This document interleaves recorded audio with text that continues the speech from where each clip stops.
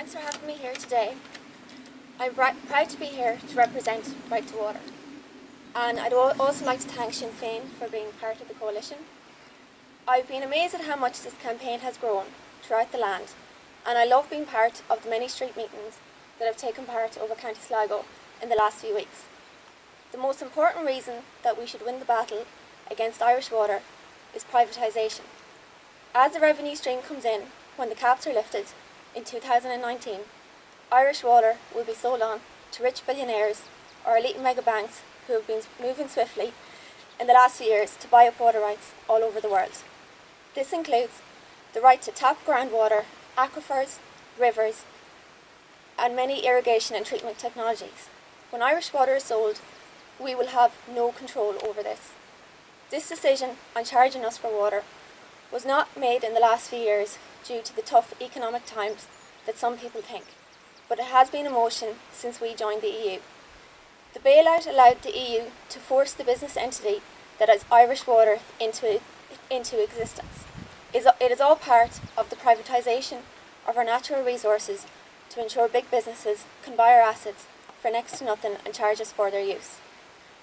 I strongly believe that our water that falls on our land, fills our lakes and runs through our rivers belongs to the people of this country and should always remain that way.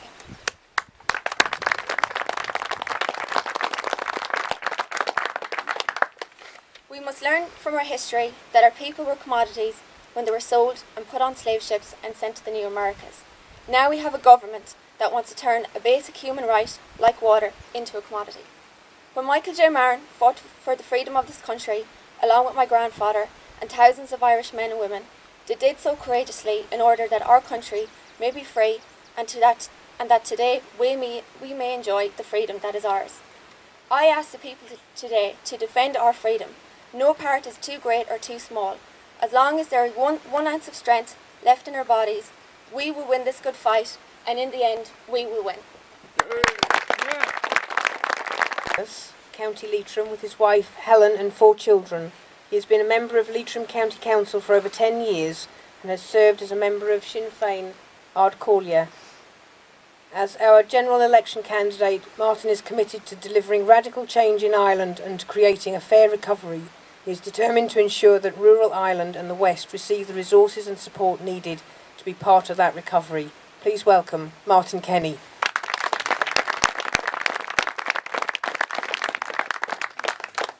Gee, Gorgia, thank you very much for having me here today to speak.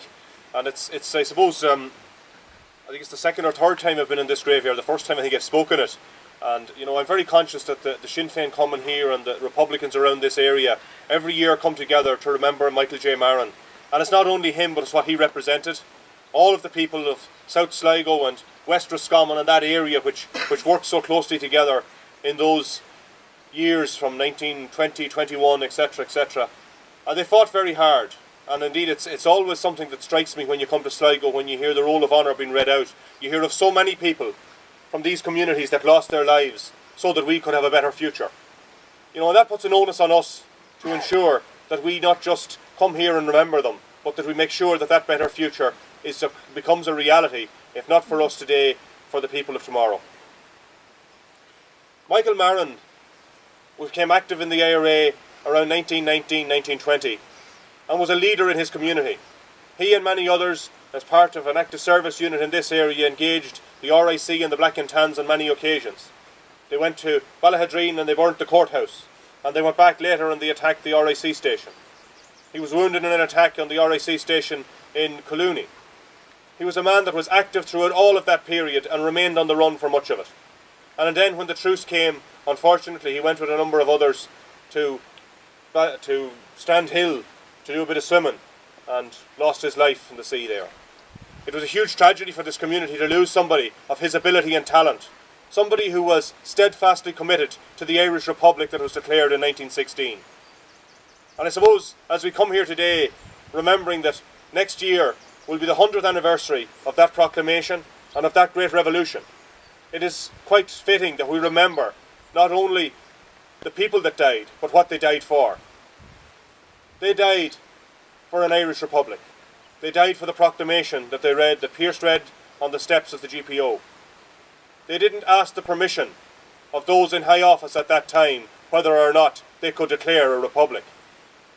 They didn't seek the goodwill of those in the higher echelons, of their betters as they would be known at that time, the aristocracy and a well-connected merchant class that ruled the nation, not just here in Ireland but across the globe.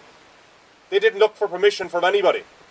They knew that the right of the Irish nation and the right of downtrodden people across the world was something that rose over everything else. And they went out and they fought for the Republic. And Michael J. Marren and the others from this part of the world who were inspired by that proclamation took up arms and fought against the oppressor. You know, it's interesting, a number of years ago I was at an event to commemorate the 400th anniversary of the plantation of Ulster in 1610. And in the room, most of the people that were there were people from the planter tradition. And one of the things that struck me when it was explained to them how it happened and how they came to be in this place, it was actually in County Monaghan where the talk was.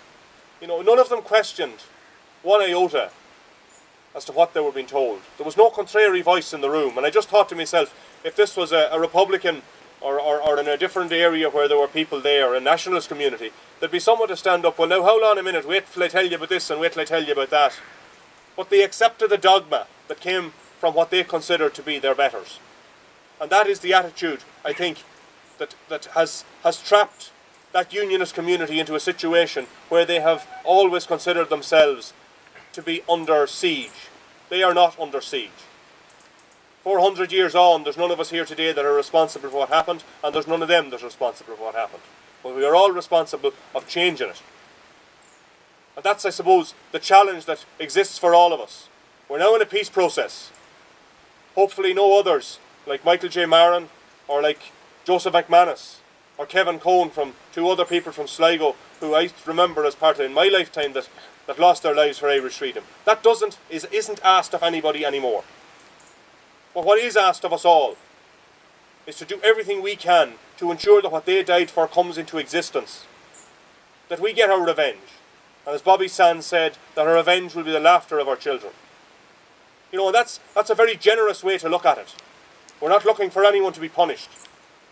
We're looking for both the oppressed and the oppressor to be liberated. That's what our nation is about. And that was the vision of 1916. That was the idealism of them. And you know, if we think today, the political class that rules this country and in fact rules most of Europe, they are not about vision. They are not about idealism. They are about greed and corruption. And we have to change.